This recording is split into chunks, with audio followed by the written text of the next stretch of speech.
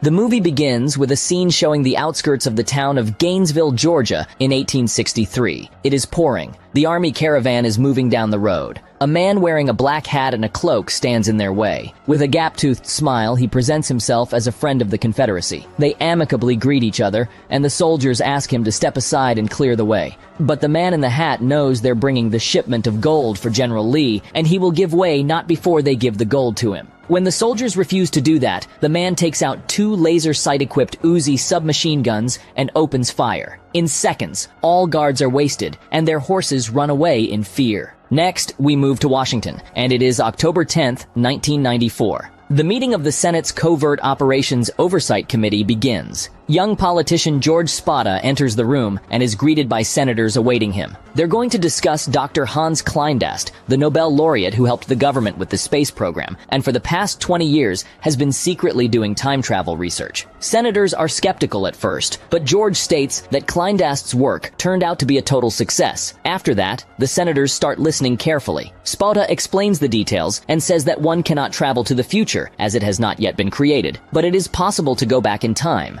There is one thing, though. Changes made in the past may have a catastrophic effect in the present. He explains that it would be extremely dangerous to go into the past and kill Hitler, for example, because future events will change, and this can lead to the fall of mankind. They need to establish a covert agency to police time travel and prevent changes in the timeline, and it will be called the Time Enforcement Commission, or TEC. Its first commander will be Officer Matuzak from Washington, D.C. Police Department. Senators worry about the financial side of the matter and how it will affect the current state of the economy. But George argues that it is not the first priority now because the time interventions have already been made. 10 days ago, the CIA broke up an arms sale to terrorists in Hamburg. What made this different is that the purchase was made with the gold bullion dated 1863 and stamped as the property of the Confederate States of America. It was tested and authenticated. Time travel can give rise to a new type of crime, so they cannot afford to be slow. One of the senators says it sounds like a bullshit Star Wars program to him, but young Senator Aaron McComb doesn't think so and agrees to chair the Oversight Committee. A beautiful young woman named Melissa Walker stands near the watch boutique at a mall, and a young man comes up to her and says that there's never enough time to satisfy a woman. Melissa replies that you never want to miss an opportunity, turns around, and kisses the young man. This is her husband, Max Walker, the DC Metro Police officer. They're walking around the mall, and Max notices how a thief on the roller skates rips out an old lady's purse. Max blocks him the way, raising his foot before the thief's face and says, "Read it. Wolverine, between the lines. I should get the fuck out of here." The guy has no choice but to return the purse to the old lady. She smiles and thanks Max. Max looks up and sees 2 shady-looking men who are watching him closely. But when he turns around again, they are gone. Max joins his wife, and they continue walking around the shopping center. Melissa asks if he decided about the new job at the TEC. Will there be duty trips, and whether the job is dangerous? Max says jokingly that he doesn't bake cookies for a living anyway. A man with a parrot on his shoulder approaches them and offers to take a photo. Melissa talks Max into taking a photo and says that he will look at it very often. As it turns out later, the girl is totally right about this. It's raining outside. Melissa and Max are making love in their cozy home by candlelight. A thunderstorm arises in the evening. They are lying in bed, and Melissa wants to tell Max something, but she is interrupted by a phone call which Max just has to answer. At work, his colleague called in sick, and Max has to replace him. He puts on his police uniform, and Melissa is unhappy. She was going to tell him something important. Max tells her to take it easy and just wait for him, promising that they'll talk when he's back. When Max steps outside, he immediately gets hit in the face with a buttstock, and then some thug kicks him down from the porch. Melissa sees all this and screams, but the other thug grabs her hair and drags her back into the house, shutting the door behind him. 2 thugs approach Max. These are the men he saw at the mall. They start butchering Max and then shoot him. Max recovers and unzips the shirt. There is a bulletproof vest underneath it. He runs to his wife, screams, but at that moment the house explodes. Max looks at his burning home and realizes that his beloved wife has perished in the fire. Wall Street, 1929. It is the time of the stock market crash, and near a high-riser lies the body of a man who threw himself out of a window. A man named Lyle Atwood enters the building. In the office, he takes out a newspaper dated 2004 with a stock market summary. Then he calls a man by the name of Ross and requests him to buy 100,000 shares of a loss-making company called Middle States Oil. He assures Ross that things for the company are going to turn around. At this time, a portal appears in the room, and Max Walker comes out of it. Lyle and Max used to be partners in TEC before Lyle went wrong, and began to use his duty status for his own profit. While they talk, Lyle manages to quietly press the alarm button under the table. Then, two guards come into the room, and one of them is going to beat Max in the old English boxing style. I went 10 rounds with John L. Sullivan himself. Max makes short work of him. I saw Tyson beat Spinks on TV. After being landed a couple of high kicks, the other guard grabs the floor lamp to oppose something to Vandam's perfect split. But Max dodges the blow in the most stupid but spectacular way. To simply duck is not the Vandam style, you know. Then Max knocks the guard out by hitting him in the groin.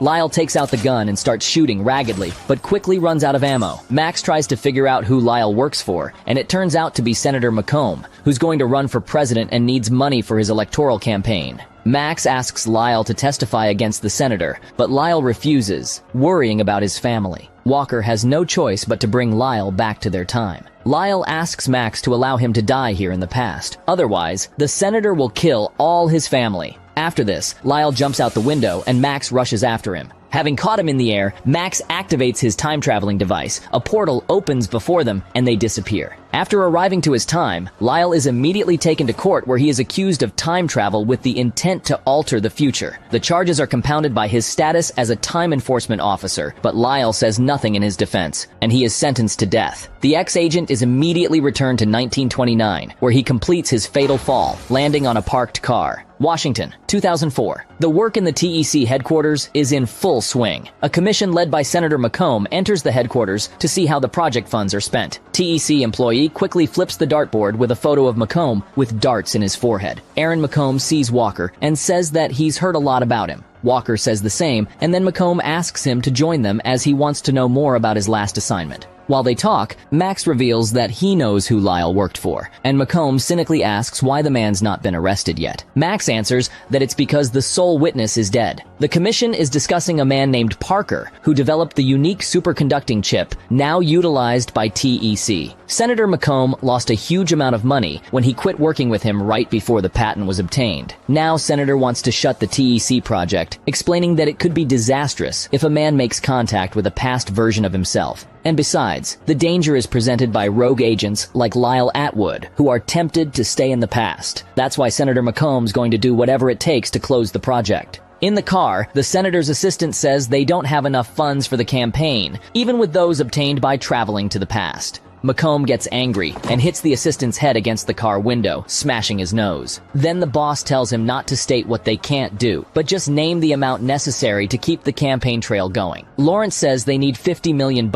That is what McComb lost because of Agent Walker, and he decides to get rid of him. Max is at his workplace, looking at the photo of McComb when Agent Matuzak comes up to talk to him. He's his boss, but also his good friend. Max learns from him that McComb is a very dangerous man. Max says that Lyle worked for McComb, but he was intimidated and didn't testify, and also that half of the TEC agents are in McComb's pocket. Matuzak states that he is not one of them. Walker wants to investigate and bring McComb out into the open. He looks at the picture taken in the mall. It makes him mad that he can't break the law and go back to save his wife, while this scumbag makes a fortune changing the past. Matuzak warns Max that he'd better have bulletproof evidence, since McComb is a presidential candidate, and asks him to come over for dinner, but Max refuses. At home, Max watches a video of his wife, which he has learned backwards and forwards. Max is sleeping, but suddenly he feels the presence of an enemy. He opens his eyes and manages to dodge the electric shock. The knife fight starts between Max and an Asian looking like Liu Kang. Using a towel, Walker grabs the attacker's hand and manages to subdue him. While Max tries to figure out who sent them, another thug takes the stun gun and points it at Walker. But Max uses the first attacker as a cover. Together, they fall to the floor, knocking down the water cooler. The water spreads across the floor, and when it reaches the feet of the other thug, Walker jumps onto the kitchen table with his signature split. When the attacker discharges his stun gun, the electric shock strikes him through the water. At this time, TEC agent Fielding appears in Max's house and comes up to see what happened. She was assigned as his new partner to check his integrity. Matuzak explains to Max that Fielding will work with him because there are few people left he can trust. Max has no choice but to accept her. They sit in a time-traveling machine equipped with powerful jet engines, buckle up, and go back in time. Partners arrive in 1994. It is Sunday, October 9th, and Fielding says it's her birthday tomorrow.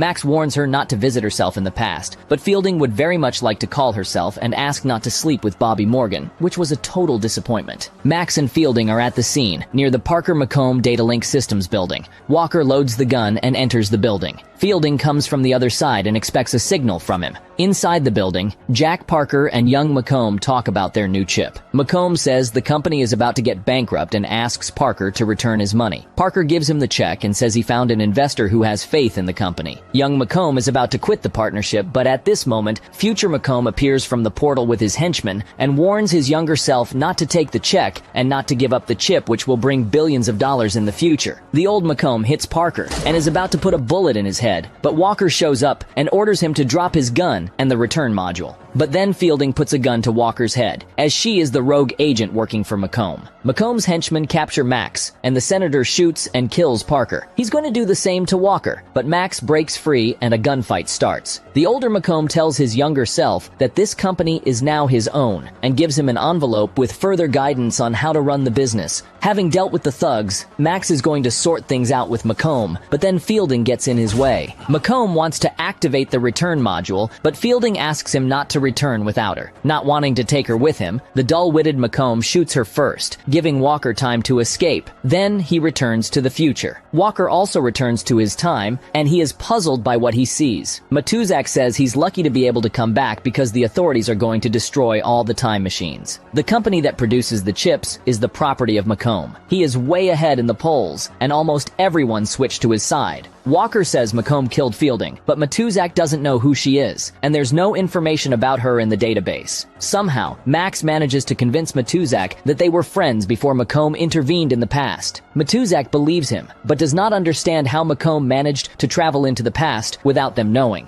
They find out that the first prototype of the time machine was not destroyed, and with it McComb would become the only time traveler. Breaking through the security, friends are trying to send Walker back in time. The security officers fire at Matuzak, who's trying to activate the machine. Two guards with no self-love stand right under the nozzle of the jet engine. They shoot Matuzak, but he still manages to reach out and activate the switch. The engine starts, and Walker departs to 1994. Walker reads the police report to find out in which hospital Fielding is. He finds her and asks to testify against McComb. She agrees, but Walker says that the TEC database hasn't got any of her data and never had, which leaves Fielding puzzled, because she had training in TEC for 6 years. They need some proof of Fielding's existence, and Walker goes to the lab to get her blood. In the lab, he finds his wife's blood test, which says she's pregnant. He takes Fielding's blood and returns to the ward, but she's already dead because McComb's men injected something into her IV line. He rushes to the mall to warn his wife. There he meets young Melissa, but then McComb's henchmen see them. The 2004 Max and his wife manage to escape, and he tells her about time travel. He urges that he wants to help her, but doesn't say that today she will be killed. That same evening at Walker's house, Melissa goes downstairs and meets the older Max, who asks if she told the young Max that she's pregnant. Melissa replies that he didn't give her the chance, and the older Max asks her to go upstairs and keep the young Max there at all costs. McComb's men are here. Their task is to kill Walker because, if they don't, they'll never be able to return. As before, thugs attack Walker when he steps out of the door. But this time, it is the older Walker, and now he deals with the bandits with ease. Then he's aided by his younger self, who beats the rest of the thugs. Two walkers defeat all the McComb's henchmen,